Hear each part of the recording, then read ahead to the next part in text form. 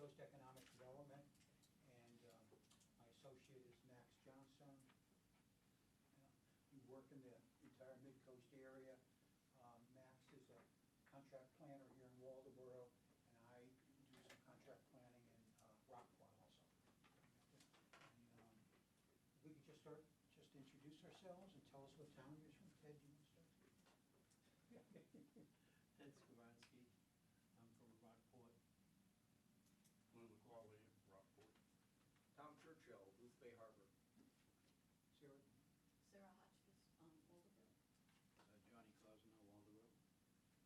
Also Strasburger, I'm the new county planner with the Lincoln County Regional Planning Commission, but I'm new to Maine, so I'm trying to brush up on Maine-specific statutes. Good. Welcome aboard. Jim Russo, Waldoboro. Waldoboro. Scott Simpson, Waldoboro. What we're going to do tonight is just kind of concentrate on subdivision, some of the elements involved, and reviewing subdivisions. And I kind of designed this. There's sections in the back here of the main statute, which we'll go through some relevant sections. And the first 3 pages, it's really just a bullet list of items that we'll go through and trying to highlight some of the key elements of reviewing subdivisions and things like that. If you have any questions, just come up, just ask, and we'll try to go off on tangents, as it were, depending on what your interest is and things like that, and highlight some particular things about subdivision review that make them unique to that type of an application. So feel free to just jump in, whatever. Just going to start with a couple of the top bullets here, and then we'll look at the state law and a couple of items. Just a quick question.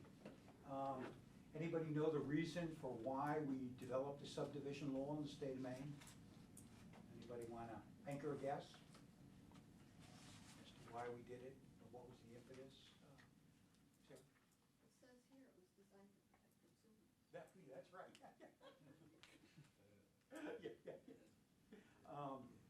Exactly. I'll tell you a quick story.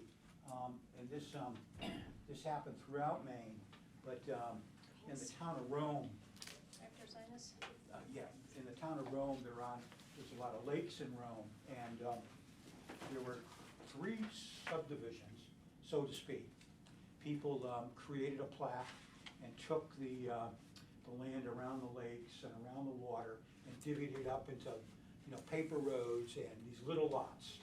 And all 3 of them, all the roads were named after Ivy League universities, Harvard Lane, Princeton Lane, or whatever. And there were hundreds of lots on that. And they went to the county fairs, state fairs throughout the state, and they had these plats, hung up, and they would hawk people, for people to purchase the lots on that there. And people would sign a deed and pay their whatever. This goes back into the 60s and whatever. Now, of course, they just resold the lots over and over again, and the paper they gave you was worthless. None of it was filed in the registry or whatever. So they of course, moved on their way, and lo and behold, a couple of years went by, and people were marching out, trudging out to Rome, looking for Harvard Lane or Yale Court or whatever on that there, and they had their plat, and they were looking for their lot. Of course, there was nothing there. There wasn't even a signpost or whatever on that. And it's turned out to be, this was like hundreds of people, got caught up into this. And this went on throughout many parts of the state. So that was an outcry for people that we need to do something when people divide land and to protect the consumers.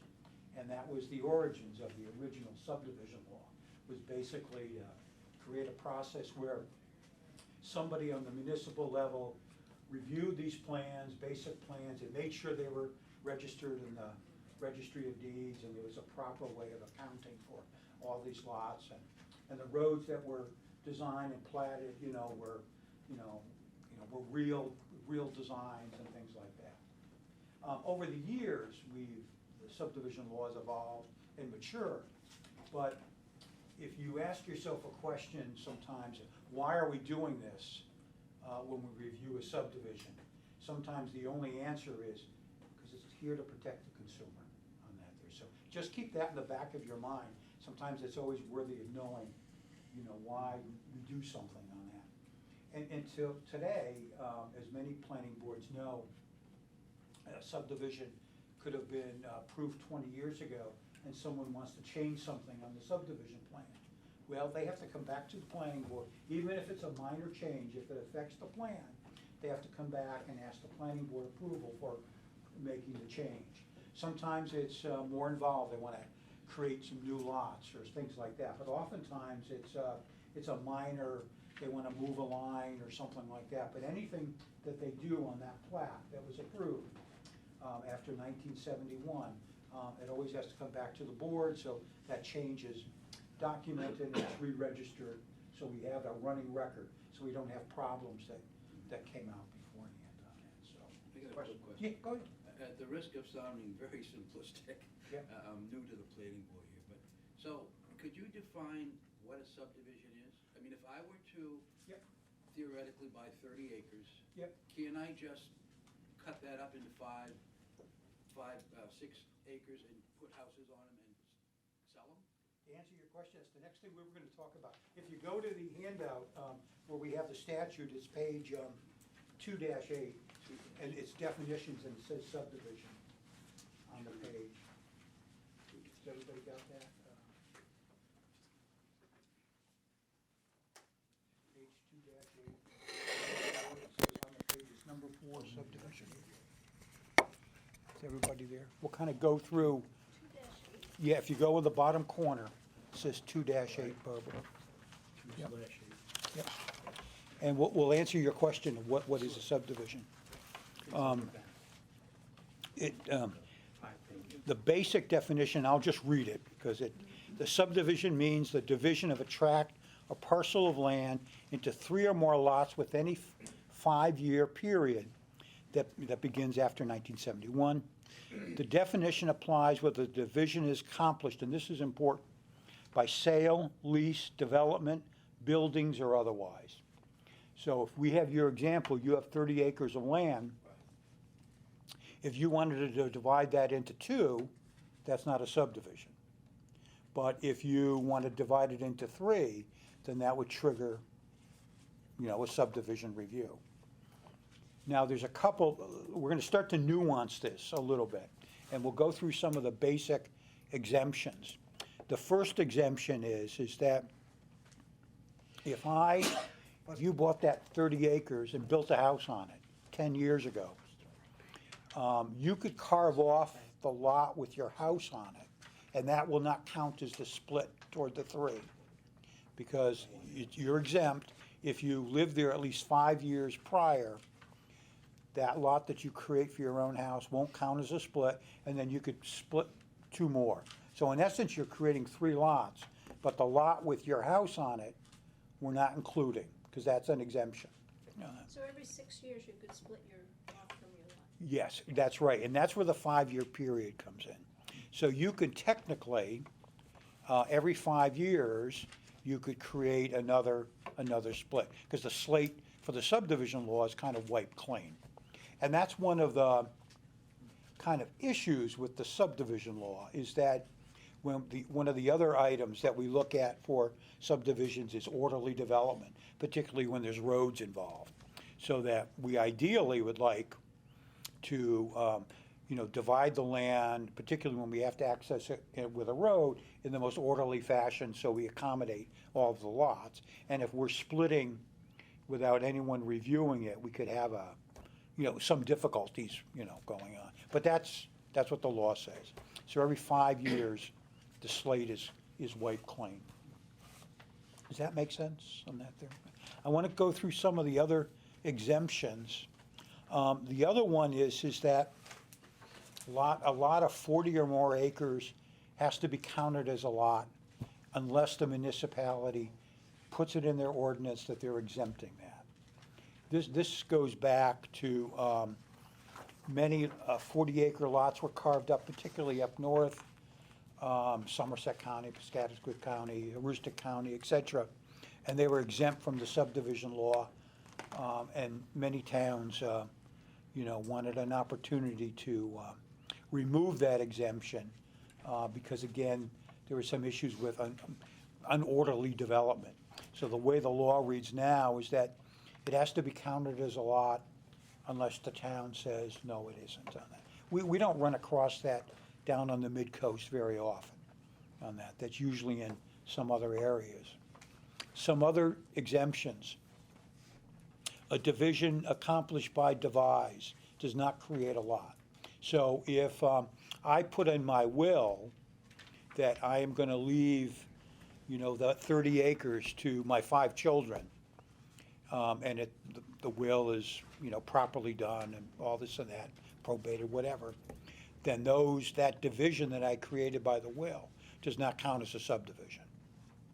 All right. Now, if it's also by condemnation, so if Department of Transportation or the state of Maine or a municipality takes some of his land, of that 30 acres, that land that they take, because it's by condemnation, that doesn't count as a lot. Condemnation, typically that we would refer to that as like eminent domain or something like that. And then the last one dealing with that is a division accomplished by the order of the court. There's a property dispute and the court orders the land to be split. Or there's a divorce decree and the court orders the land to be split. That split doesn't count as a lot or a subdivision on that. That make sense on that? And then the other one is a gift, and this has been revised within the last 15 years. And basically it says a division accomplished by gift to a person related to the donor, it would be exempt if the person who's gifting it had owned the property for a period of at least 5 years. Remember when we had that exemption for your house? If you owned it for a period of at least 5 years prior, you can then gift it to. And the law says who that, what they mean by a donor, spouse, parent. I'm not going to read the whole thing. And you could give it for consideration that is not more than 1/2 the assessed value of the real estate. The old law used to say it had to be a gift, and the presumption was it was truly a gift without any economic price attached to it. And the person that takes the land as a gift, if they transfer it to someone else within 5 years, then that counts as a lot. So they have to keep it for at least 5 years for it to be exempt. And this is designed so people don't try to skirt the law, gift it, and then resell it and things like that. So that's something that, just to be aware of that. The other one that's a little tricky is it's also exempt if you gift it to a municipality. So if you took your 30 acres and gave 5 acres to the town of Waldoboro to put in a park or whatever, that would be exempt on that there. Now, you could also transfer land to a property abutter. So your 30 acres abuts somebody else who says, geez, I'd like to buy an acre from you or something like that for whatever reason. You say, fine. You give him that acre. That acre that you give him is exempt as long as that person that obtained the land doesn't turn around and sell it within 5 years, unless he sells the entire parcel. So if he takes his acre, joins it with an existing 2-acre lot, and then sells the new 3-acre lot, it's still not counted as a lot. But if he takes that 3-acre lot and sells the 1 acre that he bought from you, then it would count as a lot if he did it within 5 years on that. Probably totally confused that there. No? Yeah, okay, all right. Can he re-subdivide it? Let's say he bought 5 acres. Say he had 5 acres, bought a 6th. Can he subdivide that 6 acres into 3 lots or 4 lots? Sure, he could, and if he didn't want to wait the 5 years, he'd always have the option to submit a subdivision plan. Right. and go through the Use the process. exemption- Yeah, that, no exceptions. problem. You could just say, I know I'm gonna violate the exemption because I wanna do something else, so you just file a subdivision plan and you're good to go. So that's always a remedy. It's So always if a, you refuse that plan and on the 6th year, you just go ahead and do it, oh, that's the other thing too. Yeah. that's no problem. No problem at all, no. And then what happens is that if, he waits the 5-year period, then splits again, we don't count the previous splits as, as a subdivision. So if he waited the 5 years and then said, oh, well, I want to make a lot more than just 2 splits, he can go ahead and do that, file a subdivision plan, and we wouldn't combine the previous splits into the subdivision on that. What I always do, because sometimes you have multiple exemptions going on in the same plat, is I always draw it out so I can make sense of it, because sometimes you have all different family members and all sorts of things going on, different time periods going on, so it always makes sense to, draw it out. And we also say that a lot divided by a road, as long as you, as the property owner, didn't create the road, we consider that 2 lots. So if we had your 30-acre lot and you bought it with a road dividing it, the subdivision law would say the lot on either side of that road, we consider that 2 lots, even though you might have title to all of them combined. So that's just another layer of, like, complication to this on that. Typically for planning boards, most of this is worked out before you see the plan. There's attorneys involved, there's a code officer, planners. There's a lot of behind the scenes that kind of monkey with what's going on here on that. But a lot of times things don't get caught, or it's hidden somewhere, or something just pops up somewhere. How do you keep track of that? Like, if it's- You have to do a title search, for original parcel, and that, sometimes that can be difficult, because you don't find these things. We often, and Waldoboro's had it, Rockport's had it, where you get a subdivision nobody knew about. A land was split, and somehow it got missed by everybody. And then, for some reason, the property typically is being transferred, somebody's purchasing it, somebody does a title search and says, you created a subdivision, so you have to go back and remedy that, and everybody's rushing to the planning boards to get that approved. It happens, and most of the time, it's not, no one's trying to hoodwink anybody, it was just something that got missed. So be prepared, that does happen on that there, and it's pretty frequent on that. A couple of other things, I want to go back to that definition of subdivision. It says whether division is accomplished by sale, that's one we all know. I'm going to offer for sale a couple of lots. Lease, I'm going to lease the land to someone. Mobile home parks, I buy a mobile home and lease the lot on that, put my mobile home park on. Development, and buildings or otherwise. Basically, by putting buildings on the property, if I put 3 or more on, lease them, sell them, then that's considered a subdivision on that there. So in any way, manner, shape, or form, whether you're selling, you're developing, you're placing a building on the lot in such a way that creates individual lots in some manner, shape, or form, it's considered a subdivision. We also count multifamily dwellings as a subdivision, but the statute says is that we count it as a subdivision unless the municipality has a site review or similar process where they review the multifamily projects. Because sometimes the multifamily buildings just don't fit well into the normal subdivision process, because our ordinances are designed for, land splits for the, so we have a provision that, and that Rockport has that, Waldoboro has that. You would typically review the multifamily as a, under site review on that there, but you don't have to on that. And also when we take a commercial or industrial building and convert it into residential property, we review it under subdivision on that there. So the mill buildings in Lewiston, Auburn, Portland, Brunswick, or wherever, Bath, that were converted into housing, they all were reviewed as subdivisions on that. Couple of anomalies. Is a hotel a subdivision? No, it's not included, subdivision. If the hotel had kitchens designed as a dwelling unit and leased it, would it be considered a subdivision? It could be, yeah, it would vary on that. How about campgrounds? Is a campground a subdivision?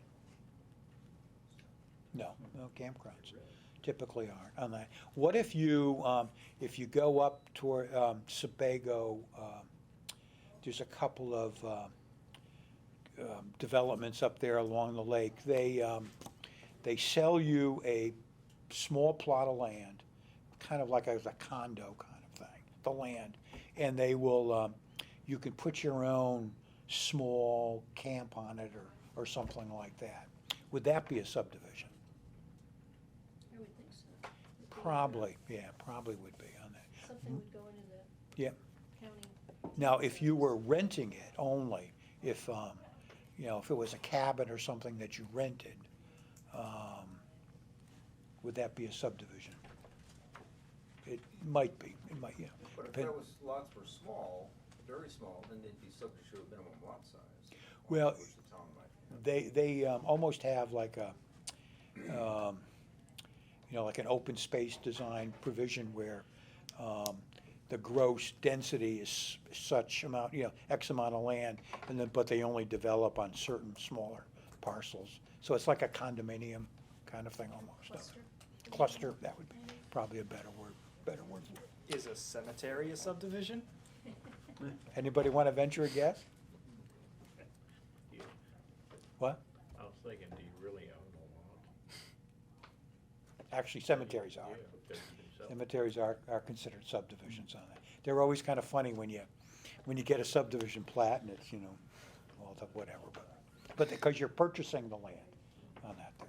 That's the- but one of those peculiarities of the subdivision law. What about a strip mall? If we go to a mall that has a Shaw's, a CVS, dollar store, whatever, the properties are divvied up and leased, would that be a subdivision? Well, if they're leased, they don't own. What do you think? One owner? One person owns the land, right? Oh, yeah, but they're leasing it, to, like a mall. One building, I'd say no. If it's multiple buildings, then you get into. Yeah. Yeah, it depends on how, it could go either way. It could go either way. On some of them, they clearly would be a subdivision, depending on how the property is divided, how it was purchased and things like that. Because there are some properties where they don't lease it, they actually own the building itself. They may not own the land, but they own the build, there's a lot of variations on that there. But we could have commercial subdivisions, even industrial subdivisions, on that, depending on how the So structure's in got. these cases, that could go either way, who decides?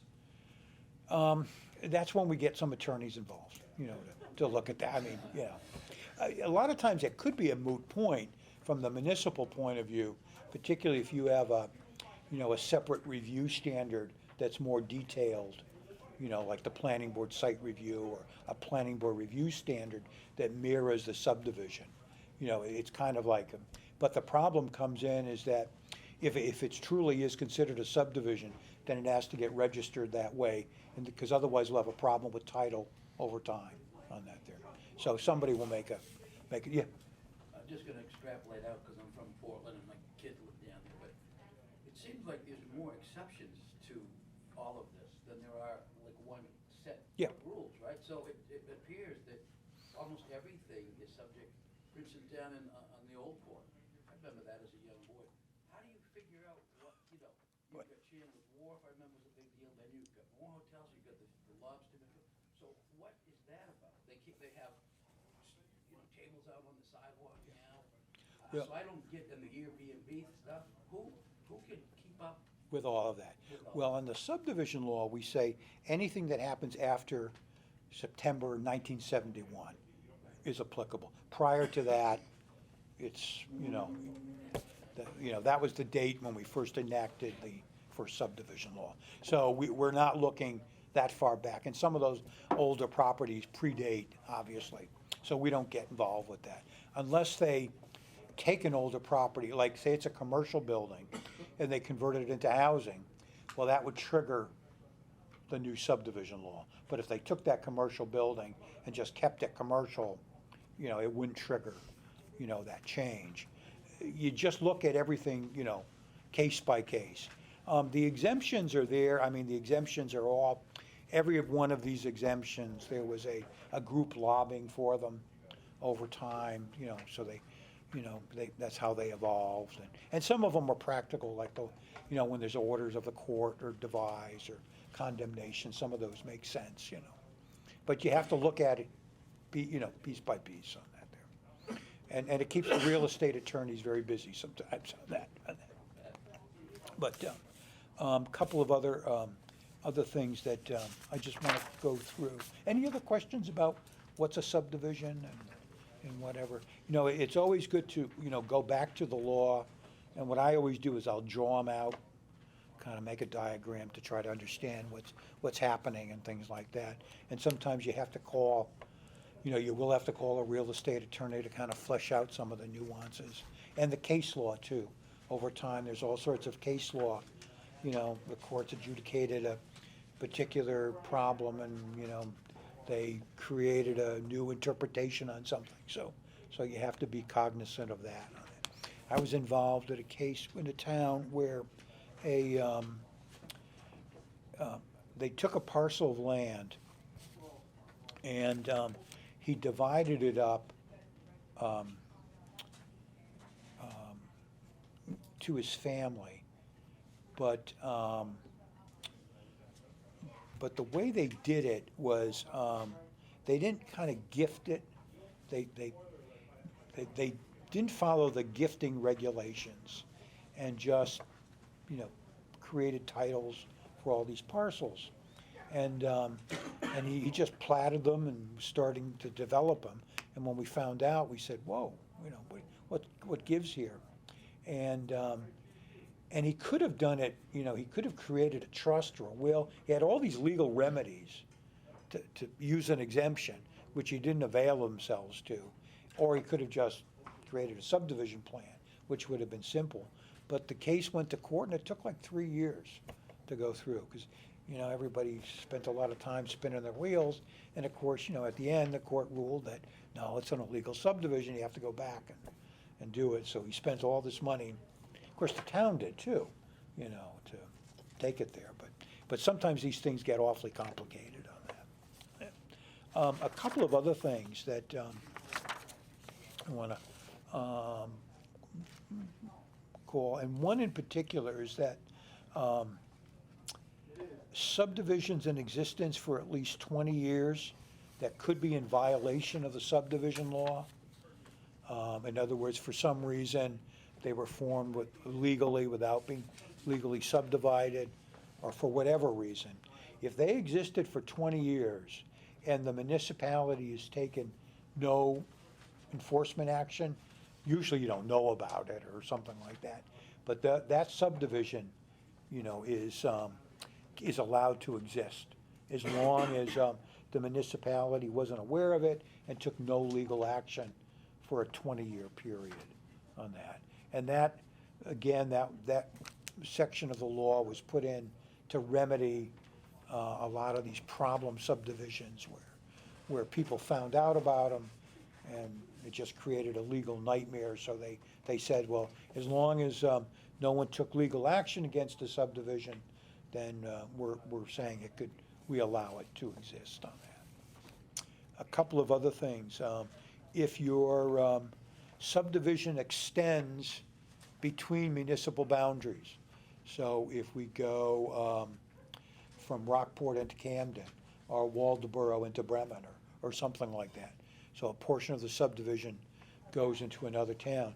The law says that you're supposed to have a joint meeting between planning boards unless both towns vote not to have it on that. So, and that's a way of, so you can coordinate the review process. Would you generally, use the stricter of the two sets of ordinances? No, you would use the, whatever, the individual ordinances applicable to that portion within Waldoboro and that portion, say, within Bremen, would still apply. You may have some difficulties if you have a road, so it has one standard here and one standard here. You might try to create something, or you might go from a 60-foot right-of-way in Bremen down to a 50-foot, and, or some foolishness like that. But no, the separate rules apply in each town. And that can work well. It depends on if the towns work well together. I've been involved in a couple, and there was one in particular where I wished we just went our separate ways, because it was just a nightmare between two different kinds of planning boards and two different ways of doing things, and it was like a dysfunctional family, but they went through. So, the municipalities can decide amongst themselves if they want to do a joint meeting. It takes a lot of coordination to do, but sometimes it can work, faster on that. A couple of things about the application process. Well, the other thing too is that the law says that you're limited to a 3-step review process. And they provide an example, a pre-application, preliminary, and then final plan. So you can't do more than that, 3 formal steps on that. And the statute also has. The applicant can't can only use the take up town time 3 times? No, 3 steps? the review process that the town imposes can be no more than 3. More than 3 steps. 3 steps on that there, so it just limits that. I mean, both Waldoboro and Rockport, I'm not sure about Booth Bay, you have a pre-app, a preliminary and final. Both of the towns will allow something to go from pre-app to final if you don't have a road, or if it's under a certain size. Your subdivision ordinances might allow you to do that. And there's you can do that, no problem on that there. But there's no requirement in the statute to hold a public hearing. But it does say if you do hold one, there's some time considerations. You have to advertise in a newspaper of general circulation twice, the first being at least more than 7 days, before the meeting. But some towns, unless your ordinance states that you're going to hold one or whatever, you don't have to hold one unless your ordinance requires it. But there is something that the statute, and this is relatively new, it's about 20 years old. It says when an application is received, the town has to give a dated receipt to the applicant, and they have to notify the property abutters that they've received a subdivision plan. So, and that means when a plan comes into the door, the property abutters are notified, the applicant gets a dated receipt that we received it, and then you start the review process. The one thing that section in the statute doesn't tell us, and our ordinances have to answer this question, is that at what point do we consider the application having vested rights? So in other words, most towns will say the pre-application, we're not going to engage this notification at the pre-application stage, because it's a very nonchalant, very relaxed. It's more or less just for the town and the applicant to get an idea if something's happening and ask some questions on it. There's no real formal application submitted. So their ordinance would say the submittal of the preliminary plan is when vested rights are thing, and then that would trigger, this review. So right from the get-go, when when that preliminary plan comes into the door of your town office, notify property abutters and give a dated receipt. And then the clock starts ticking in terms of reviewing the application for completeness, getting it in front of the board to review. And the statute, like your ordinances, will give maximum times for the board to review it and things like that. But that's important to do on that. And that again goes back to that consumer protection aspect, is that we give the public a notification very early in the process. We've got a plan. We haven't even run through the the application process, review process, but it's here and you can look at it.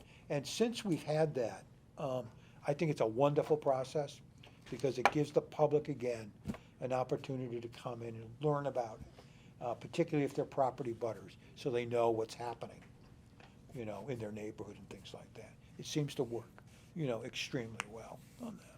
So there's no criteria for when you might hold a public hearing? Well, the statute says that if you choose, most of our ordinances will make that decision.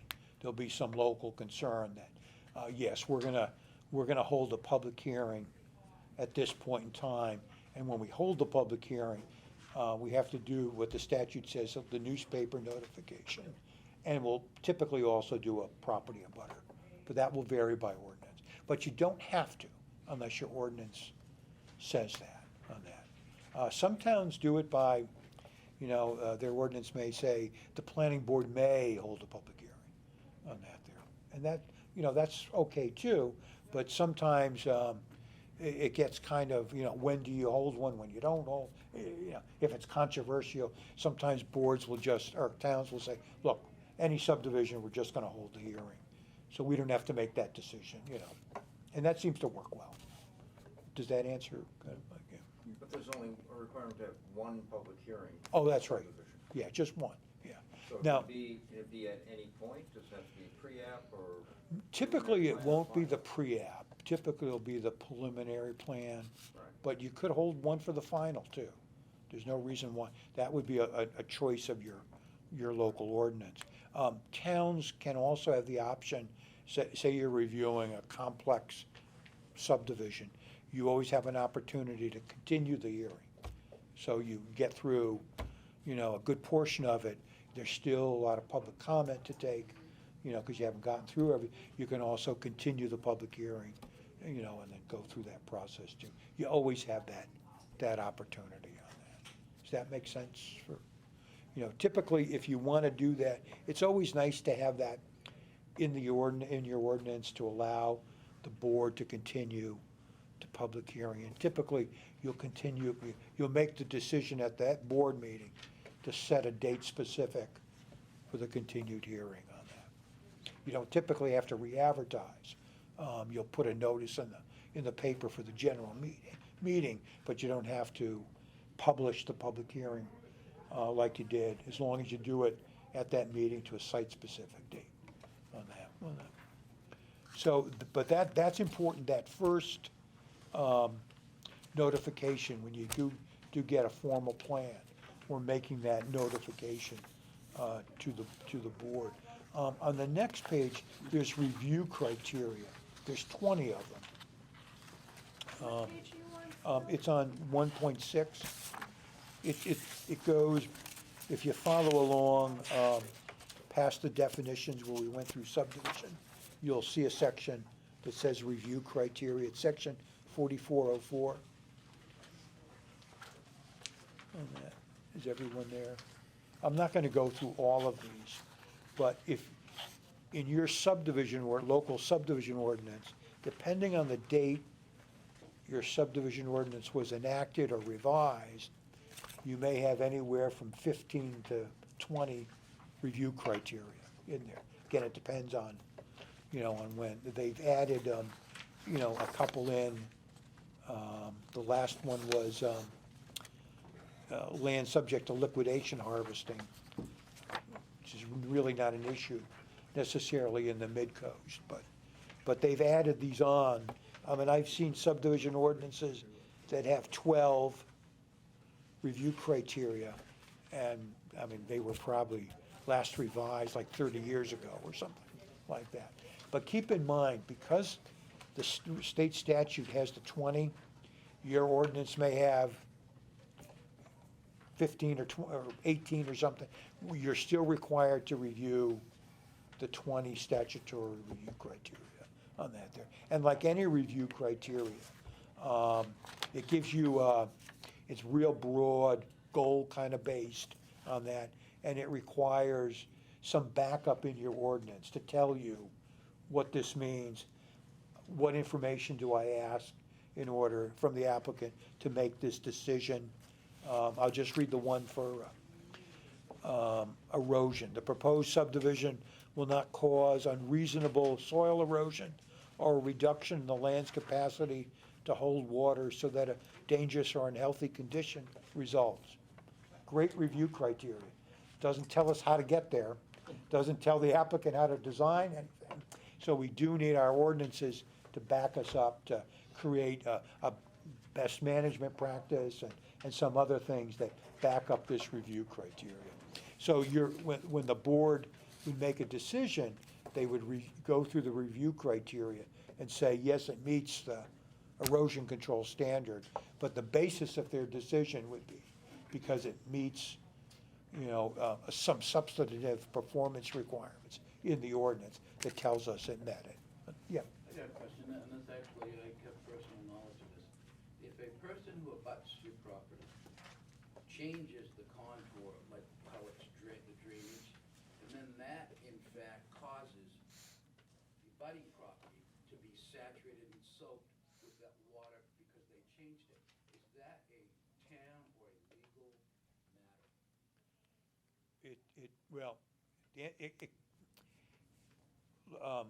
Let's just, I'll answer it for a subdivision in a minute. Generally, it's a civil matter. All right, civil matter. However, if it's a subdivision, if the town approved the subdivision and the applicable stormwater plan, and they didn't maintain that stormwater system, then that could be enforceable by the town to the subdivision owners, that they would have to remedy that on that. Because again, we go back to the basis of subdivision being consumer protection, and when we design a subdivision, we assume that the provisions or the public infrastructure is going to be maintained, designed and maintained to work on an ongoing basis. On a Bigger. level, if somebody does something to their property Yeah. that causes harm to you, and they kind of violated what was initially there, so you're saying that would be a civil matter? Well, it generally would be a civil matter if it's one residential property owner that abutted another that made the thing. But if the damage is caused by a subdivision stormwater system, then the town would have the ability to go in and enforce that action. So it all depends on the system and how it was approved on that. Let me give you an example, and this happens a lot. And this is one of those tricky issues when we deal with subdivision. So I'm glad you brought up drainage on that. We have drainage standards and whatever. It behooves us to create drainage standards that are practical and workable and that can be maintained. So if we're selective on the type of structures we put in to handle our drainage and don't overdevelop and things like that, we can make the system easy to maintain, et cetera. So a lot of times what happens is they'll put in a structure like a retention or detention pond. And for some reason, they didn't treat the siltation, or there was a lot of unvegetated surfaces that eroded, and it, clogs up the pond, or it clogs up some of the, some of the stormwater, treatment areas, so that when you get a heavy rain, with those systems clogged or filled, the water just runs downstream unabated, and it causes damage to downstream property. Mostly as a result of lack of maintenance and maybe some poor design on that. That happens actually quite frequently. So whose problem is it? If it's a subdivision, we can go back to the property, whoever owns that subdivision, and typically it's multiple owners, and say, you gotta fix it. Whatever legal ownership pertains to that public infrastructure, whoever, is responsible for it, you gotta fix it, and we can remedy that on that. But the best way to do that is when we deal with the stormwater on subdivisions, is to craft your ordinances in such a way that we try to design the systems that don't require a high degree of maintenance, that work simply, and that areas that do require the maintenance, you have easy access to it, things like that. So that's where your standards that you adopt locally are important, because you're gonna be asking these questions. Again, under the guise of consumer protection, we want these larger subdivision systems to function well for the long term. If it requires a DEP stormwater permit, they require you to file every 5 years a statement that indicates that you're maintaining your system and that you did X, Y, and Z to maintain it. So that's something we haven't had in years past. So there's, as long as that system keeps on working with DEP, we have somebody looking at these systems and making sure they operate properly, in addition to what the town can do. So that's a plus too on that. But stormwater drainage for subdivisions always appears to be one of those big issues that we deal with. The other ones is roads, private roads or town roads. Private roads are a special animal. Depends on your ordinance, what kind of standards you apply to private roads. And again, unlike a road that's built to municipal standards and accepted by the town, the private road will always be the responsibility of the landowners that are served by that road. So the town has some responsibility initially to make sure that the road is built, to certain standards. And then probably three things. Built to certain standards, it's inspected upon completion that it meets that standard. And then the last one for a private road is that there's a system in place that addresses the ongoing maintenance. So many towns will put in their ordinance that if you're gonna have a private road, you also, the subdivider has to create a legal mechanism for a mandatory road association that goes into the deeds. Everybody's has to become a member. So at least we set up a structure. It may not work, but there's the structures there. So we solve some of the problem. What we would do directly on a municipal level is make sure we've got decent road standards and that we inspect the road. And we could do this, you can have your public works director or road commissioner go out, or even better, we require that the subdivider or developer hire a professional engineer to go out and certify that, they do borings into the road and certify that the sub-base is sufficient, the base and the travel coat, whatever it is, are built to standard. He would submit that, he or she would submit that to the town, so you have some documentation, of that. Even if the roads are built for intention of being accepted by the town, we have a period between when we put in the road and when the town actually takes possession of the road. So in that time period, we have to put into place some mechanism or require the subdivider to develop some legal mechanism that who takes care of the road. And that would be enforceable, by the town. And that could take years. I mean, it could take a couple of years before, the road gets built finally and then gets subject to being accepted by the town. So we need something for that interim. And that's something our ordinances can address on that there. And then the last thing is that it's important to put on the plan, the roads are private. And hopefully if we can get it into the deed, the statement that says this road is, Harvard Lane or whatever, it's a private road or whatever it is. Because a lot of times Max gets it, they get it at the town office where people will come in, why isn't the town taking care of my road? It's a private road. When they bought it, they had no clue that it was a private road. That happens a lot. So the more we can make this up front, now, so people at least get a clue that, somebody's gonna come around once a year and ask for X amount of dollars to, maintain the road, at least they have legs up on that. Does that make sense? On that? Is road one of the 20 criteria? I just was coming through and I didn't see it in. No, it's, you have traffic, Traffic, but that's and- different than. than what road. you were talking about. Yeah, no, the review criteria, that's where you're gonna have to have standard, you'll have, one that says conformity with local ordinances and plans, and that's where you'll cover the roads. But you're right, there's a road, some sort of review criteria that specifically deals with roads, that's something you could implement, in your local ordinance.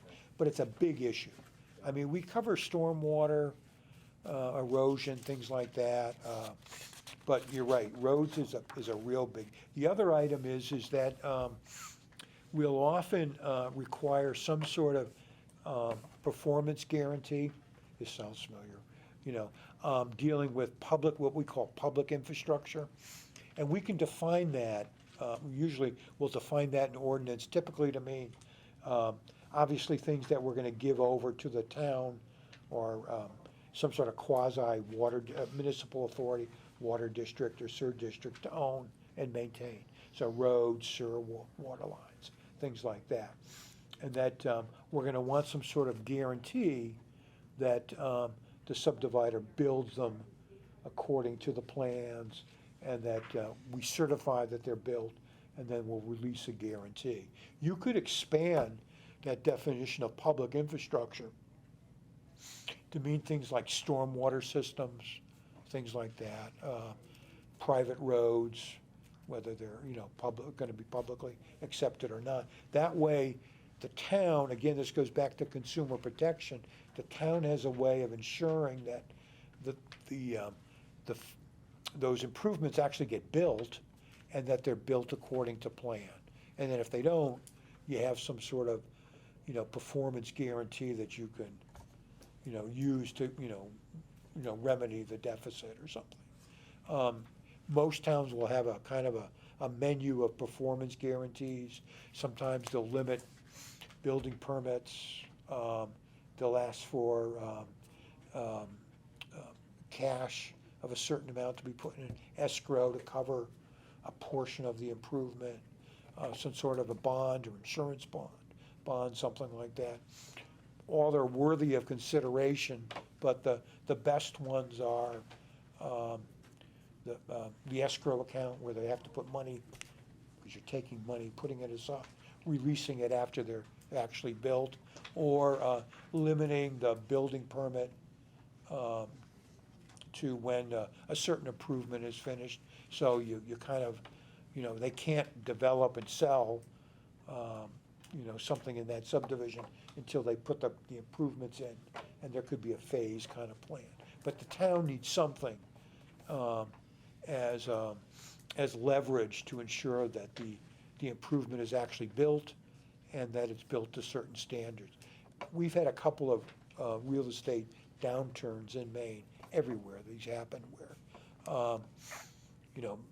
things get started, the market dumps, and all building stops, and, a subdivider put in 3 homes, and the road isn't finished, the sewer isn't finished, and people are stuck, and they walk away from it. That happens a lot. It happens, enough to be a critical problem, so that's why we have those performance guarantees. Again, we go back to the consumer protection aspect, of the law on that. Make sense? Yeah. Just one other, and then the last thing in terms of the statute is that, well, 2 things. There is, you're not supposed to offer a subdivision for sale or promote it until such time it's been actually approved. And this happens, you just had that happen here. This always comes up. This was an old provision in the law, but people will offer it for sale before they get the approval. There is kind of a wishy-washy way you could do it if you say, we intend to subdivide the land, on that, and it will be, you're not really offering for sale, you're saying, hey, you have a wonderful opportunity, get in on the ground floor. We can't offer anything, can't accept any money, you know, whatever. But then you also get people who will just offer it. It's 10 lots, come and sign up, they have no approval. You know, we go after them, you know, when we find that out. And typically, you know, the assessor, a code officer, planner, reading the paper and saying, hey, I didn't know Joe Blow has got 10 lots for sale. It's here in the paper, you know, you call up the real estate agent, well, I didn't know, you know, on that or something like that. But that still happens. Again, that's basic consumer protection. But they can't accept any funds. They can't accept. Say anything, they can advertise, Well, this is coming, or it's being yeah. reviewed, They can't make But they any cannot offer or accept any funds. sign anything or It's, anything like that, no. The deposit. Yeah, that's all. I mean, they could have a wonderful picture or something like that, but no deposits, no anything. It gets really, you know, you have to watch it pretty close. I mean, the other thing we require is that when a subdivision plat is approved, or if they amend their plan, they have a certain amount of time to register it at the Registry of Deeds. Most of the statute says they can't be any less than 90 days after the plat's approved. So at that point, they have to get it registered, whatever your ordinance says. Most ordinances will say 90 days. If they don't register it, the plan's null and void. And that happens a lot. That somebody forgets to bring it to the registry. And, you know, the plan sits there and a year and a half later, oh yeah, let's go sell the lot. So they sell a lot, somebody does a title search, it's not registered, they have to go back to the planning board. You know, and usually it's just a bureaucratic measure if they didn't make any change, but they have to pay the fee and go through the process. So, but they have to get registered on that. Some towns will put in the ordinance that they want a certified plan copy with the register seal to be brought back to the town. You know, some do that, some not, some don't. But that's just something to be aware of. Quick question. You piqued my interest when you said these people can maybe offer something, and it begs the question, does a person or persons who are going to start a development, is there anything to say about their character? For instance, I know there's a financial and technical capacity, and/or, say the person's a convicted felon. Yeah. Does the town or does anybody No. look into that, or is that just, I mean, is that out of the purview? That's out of the purview. If trying to get a state liquor license, you have to be a person of good character or something in the law, but this, no, there's no provision in the law. So you So, could have like a cartel member come in. yeah. As long as they met the requirements and had the financial and technical capacity. And how is that determined? Do you request bank statements or? That's always a tough one. I mean, typically the professional capacity is easy because you can ask for, or who's the professionals doing the plan and whatever. The financial capacity, that's a tougher one to find. And some towns will ask for a letter of credit, a history, some sort of documentation of history of their past projects. So, you know, so that we can document that. What we're looking for, again, it's consumer protection. We're looking for someone that has the funds to go ahead and build it. Now, when I was talking about performance guarantees, we're already beginning not to trust the developer, you know, on that, because we're putting all these things in place to ensure that they actually do it.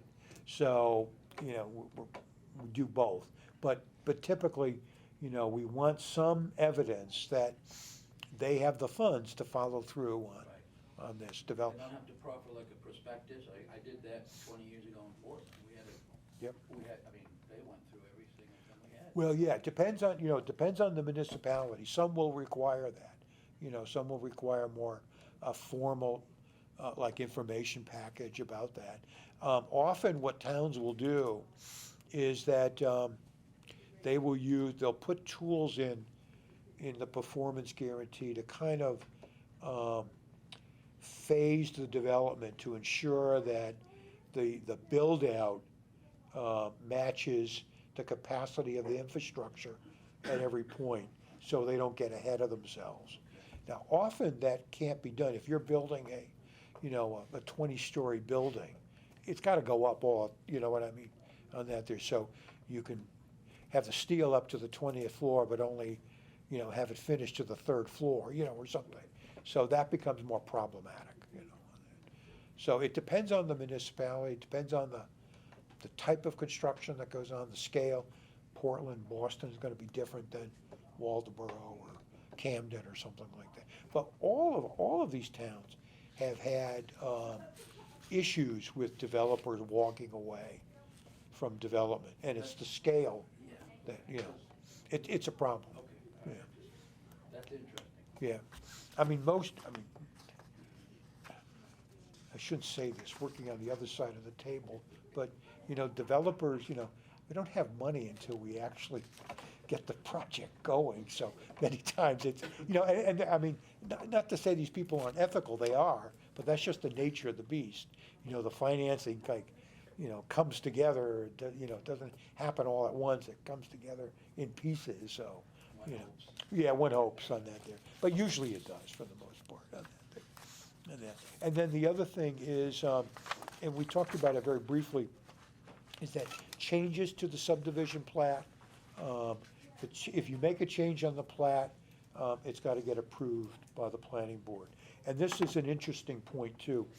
And, when you approve a subdivision, if the planning board is gonna set conditions, make sure that on the plat, you separate out the conditions that you impose.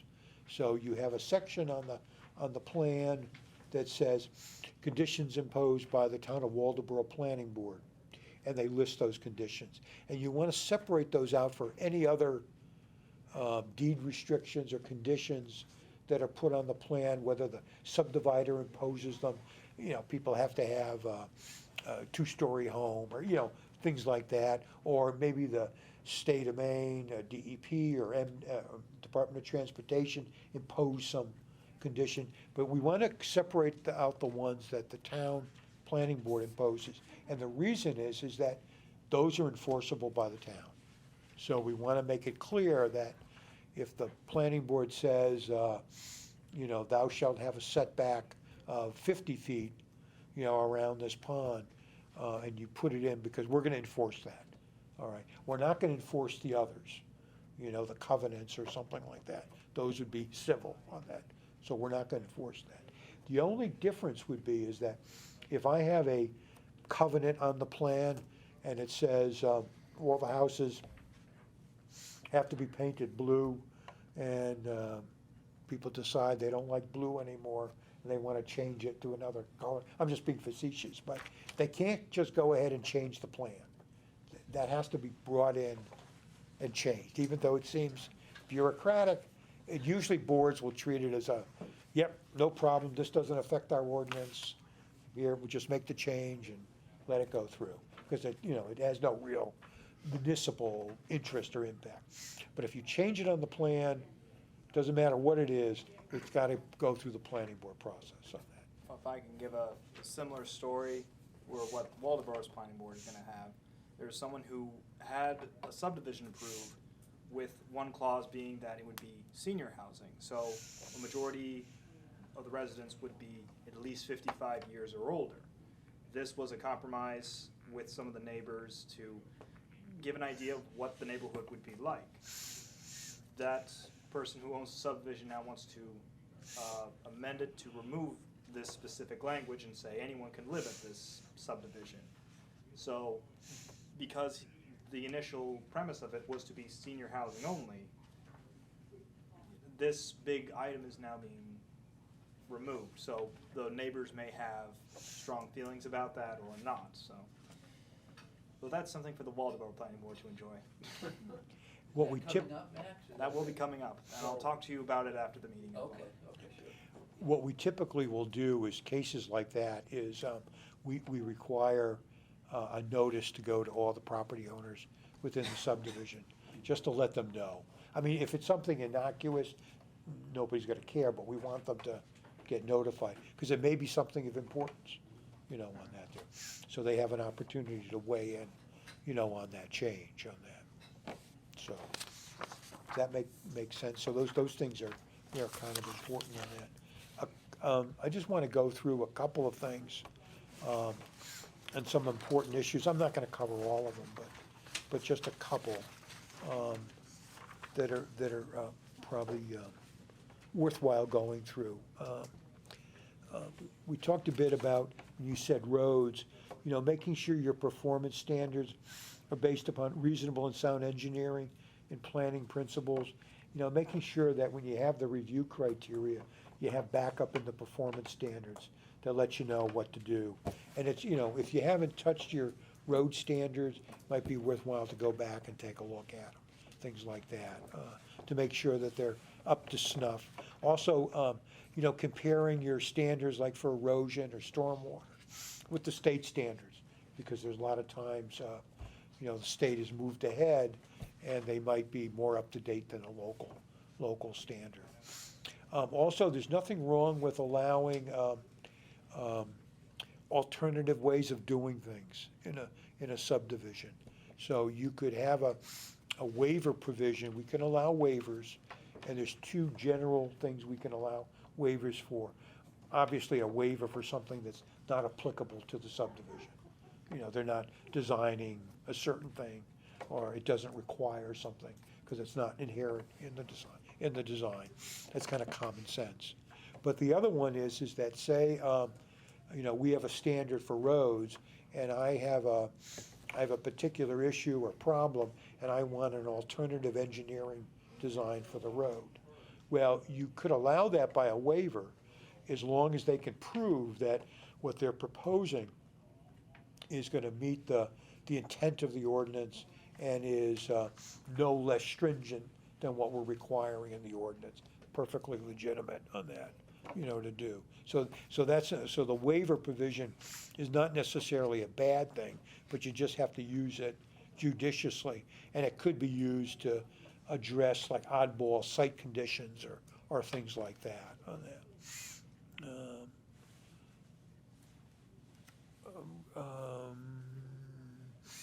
And we've already mentioned define when the application is vested rights, and typically that would be at a preliminary application.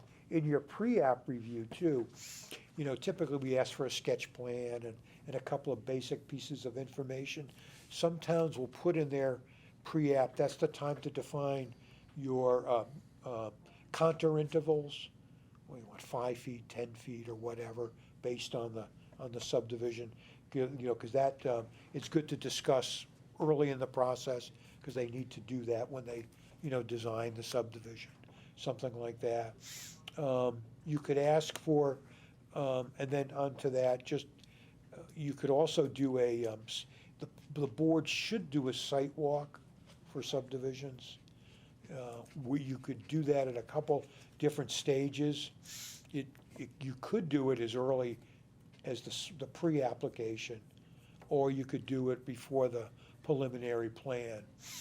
It's not a bad idea to do it early in the process, and the reason is that then you get a sense of the lay of the land on that, as long as the subdivider has a basic sense of the overall design on that there. And that's the advantage of waiting to the preliminary plan to do it, because they'll have a plan and they'll show you when you do the site walk, well, I'm marking out the road, and this is where you have more definitive things to look at. But getting out there to do a site walk, is pretty important to do on that, particularly if you have a lot of features and public infrastructure to look at, stormwater, drainage. You want to know where your streams are, wetlands are, steep slopes, all those things like that. The other thing to look at is your ordinance for items that you may request that serve a dubious purpose, or nobody knows why we're doing it, we just do it all the time. I'll give you an example. There was one town who required a soil survey of the subdivision, and then it wasn't just going to the county soil survey, it was pretty extensive. It developed a plan like this thick, and they did it. The developer spent a lot of money, No one ever looked at it. I never saw staff look at it. I never saw planning board members ever look at it. You know, why do it, you know, on that? It doesn't make any sense on that. You always have to ask yourself, I'm gonna ask for information that has a certain efficacy to the design and protection for the town. So always weigh that, and that way we can get better information and more usable information. So if you're gonna ask for something, always ask yourself, how does this help us? How does this help for a better design, you know, on that? So that's important to do. It gives everybody, it reduces cost, but it also, more importantly, makes sure that we get usable information on that. Let's see, we already went through a couple of these already. Financial hardship, when waivers, just so you know, your waiver provisions should be specific. Financial hardship is not a legitimate waiver request. It's gonna cost me too much money to do a stormwater plan, so I want a waiver from it. No, you're not gonna, can't go that route on that. Now, you may say, that's a small development, can I use the low impact development, stormwater principles for this? That's a legitimate request. If you could make a case that it will fit this development, sure, we'll consider it. But, and it may work better, it may not, but that's something, we can adjudicate, we can look at the engineering for that and find out whether or not that's a, worthy thing to consider. But just because it's gonna cost too much money is not a legitimate waiver request on that. We talked about private roads, road associations, having, when we do inspections, it's not a bad idea, particularly for the big items, to have a professional engineer do the sign off, on that. It takes the pressure off local staff who may or may not have the knowledge or capacity to do that type of inspection. A professional engineer is putting his license on the line on that there, and it's ideally it would be an independent third party looking at the road or stormwater or whatever. The other thing to be aware of is that some towns put a limit on the validity of the subdivision plan. They'll say the subdivision approval is good for X amount of years. And my advice is you could do that, but don't pick a real short time frame, just being realistic. Some towns will say 5 years or something like that. In our market, that's kind of an unrealistic time frame, because it might take 5 years to get the financing, the market goes up, So if you're gonna pick a time frame, pick one that's realistic for your market. Make sure that your subdivision plans map all your water bodies and wetlands on that there. We have a great source. You're beginning with habitat maps, we have available in the town. So it's a good source to look at those, to see, did they hit everything? Is everything really shown here? The site walk will also alert you to some of those things on that. The only other thing is we talked about provisions. If the board is gonna set conditions, make sure that they're clearly written, understood by all parties, and enforceable. So that, if we're gonna write this condition, we want it clear what we mean, and then it's written in a way that, years from now, we're gonna be able to enforce it. We knew exactly what was in the mind of the planning board, when they wrote that on that. And the last thing I just want to bring up is that for public improvements, things that the municipality will accept, sewer authority or water district will accept, it's not a bad idea to have as-built plans required, so that, we design something in the initial stage, and then when we're building it, and then, the final outcome is always different, so that if we're gonna accept it from the town, it would be nice to know, did the plans, how was it actually put in the ground? the original plan might say it's gonna be in this position at X amount of feet below grade, when, when we were building it, we hit ledge, so we moved it a little bit this way, and didn't put it in as deep, and insulated it, or something like that. It'd be nice to know that, so, for future, when we maintain that, we're not looking in the wrong spot, and things like that. So an as-built set of plans would be, developers don't like to do that, because it's kind of a pain in the neck to do on that there. But if a municipality's gonna accept something, it's a valuable piece of information, to have on that. We didn't have any choice. We Yeah. always have. Yeah, That was just a requirement. yeah, yeah, it's a good thing to do, on that. And they're valuable 20 years down the road when you send a crew out to dig up something, you know exactly where to go. Because a lot of times you're digging in the wrong spot. It's supposed to be here, but it's not, on that, so.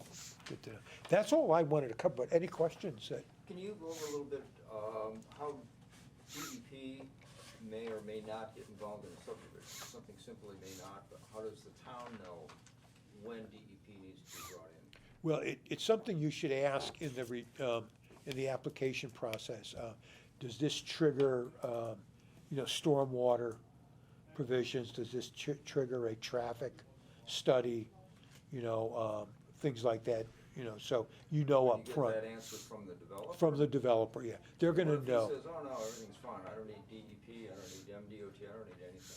All you need to do is call up DEP and say, I've got See, a that's- development. Then that's kind of the basis of my Yeah. question, how do we know that what he's telling us is accurate? Is true. That's where you call up DEP and just say, I've got a subdivision of X amount of size. This is where it's located. Tell me, did you folks want to review that or not? I mean, the criteria that they're going to use is pretty standardized in terms of the size of the development, things like that. If it's near a water body, et cetera, et cetera. So they'll be able to give you a good answer pretty fast on that. What you're saying is a developer, especially one who's probably more experienced, will know it's gonna come. Yeah. But if there is question and it doesn't pass the smell tests, Just call. just The call. same thing is check with them and say, hey, this is, A double check never Yeah, hurts. never. make sure, and same thing, Corps of Engineers, we've got a lot of. Yeah, that's a whole, yeah, absolutely, and that's something, you could check. Most of the, if there's an engineer involved, they're gonna look into it on that, because it's their reputation and license, on the line too. But you can always call. I would assume that if it's on the coast, on the water, Corps permit would probably be required. If it's a subdivision that's over 20 acres, it's gonna need a stormwater permit, just as a rule of thumb on that there. If it's adjacent to a water body, coastal or pond, even less than that, it's gonna need if they cross any wetlands, fill any wetlands, DEP's gonna need to be involved. And that's where, if you go to your site walk, if you use your, beginning with habitat maps, and even the subdivision plan's supposed to show those. So if they have a road crossing a wetland, DEP's gotta be involved on that there. And the permit is tiered based on how much fill they use for that wetland. If they cross a brook, if they make, anything like that will require them to be involved. Can like the DEP, say the developer wants to fill that wetland in, can they just do that? No, they have to get, They have to give you a reason, or what's? well, they have to get a permit from them, and they do allow filling, but they're gonna ask questions in terms of, is this the only alternative? Is there another way of doing it? They're gonna ask, can we minimize this in manner, shape, or form? I mean, so there's a lot of questions involved, and discussion gets involved there. Typically, when we deal with the Corps, state, or even the federal EPA, we're at the bottom of the municipal level. So they're gonna want us to go through our process and, provide our local permit. And then technically, then they come into play and finalize. Realistically, developers try to get this done, kind of seamlessly together as much as possible. And the reason is that if DEP requires a major change on the plan after the town approved it, they gotta come back to the town, to do that. So sometimes, there'll be a delay in the final plan because they're finalizing something with DEP or something like Yeah, that. in Booth Bay Harbor, we require all of the other federal or outside approvals, like a sewer district or something, Yeah, to be in place before we'll give you the final approval. yeah. Sometimes you have to be aware, though, that some of them won't give, the local sewer district will, but sometimes, particularly on the federal level, they want us to go through the hoops first, and it's just the way it works, on that. But they're most often, they're gonna work in conjunction, or, the approval processes occur simultaneously, so, to minimize that kind of impact. Or it's a conditional approval. A conditional, yeah, and you could always do that. You can always say conditional approval. It's not necessarily necessary, because, it still requires that federal or state approval anyway on that. But it's nice to do it all at the same time, if possible. The developer wants to do that too, because it saves them money. If they have to go back and make wholesale changes, that's a lot of new engineering, so they try to get this stuff done early. Does that kind of answer? Yeah. Any other questions or concerns, or something we didn't cover, or anything like that? Well, I thank you very much. Who do we contact at DEP? Where do we start that process? Who do we ask that question of? I would contact Land and Water, the Land and Water Bureau on that. The faces change all the time at DEP, but that would probably be your best bet on that. Bureau Land and Water? Yeah. On that. They're pretty nice to deal with, too. They're generally pretty good. They'll get back to you when you call on it. So when you get your next subdivision, give us a holler. Thank you, a lot of good information. Yeah, good. I mean, we'll come in and help you if you need help with it. How do we get a hold of you? I'll give you a card. First you have to know how to spell his last name. I wasn't even gonna try that. Just ask for Bill. I got a card here somewhere. Give it back from John. No, you can take that.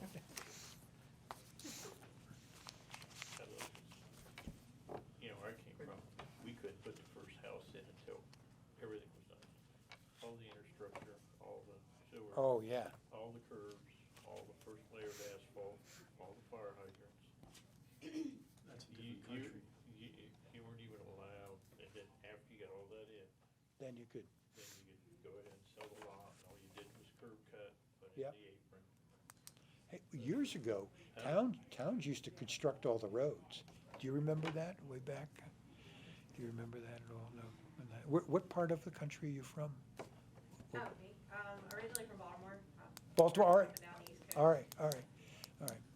But a lot of areas, the municipalities would do all the layout work, sewer, water, road, they'd put in, and then developers would come and finish off the thing. And they realized all the new housing would cost them, the town, more money. Yeah, well, that can happen too, I guess. We got burned many years ago, but, they buy a farm property, in Ohio, and they put up these plats, and naturally, the first guy wanted a nice one way back in the back where the woods was, then maybe one over here, and then all of a sudden the builder went, this guy's set clear out there, he's got a house, but no electric, no sewer, no road. Yep. And they said, not anymore. Yep. Because if all that's in there, and the developer goes under, someone else is gonna come in, That's right. and someone's gonna come in, But, Yeah, you're always balancing, like your question about financial capacity and whatever. That's a tricky one, but you need to know that. I mean, you and that need was some not- sort of. And that wasn't an option either, Yeah. you had to have a performance bond. Bond, yeah, Yeah, yeah, You had to walk in with the money in hand. yeah. So,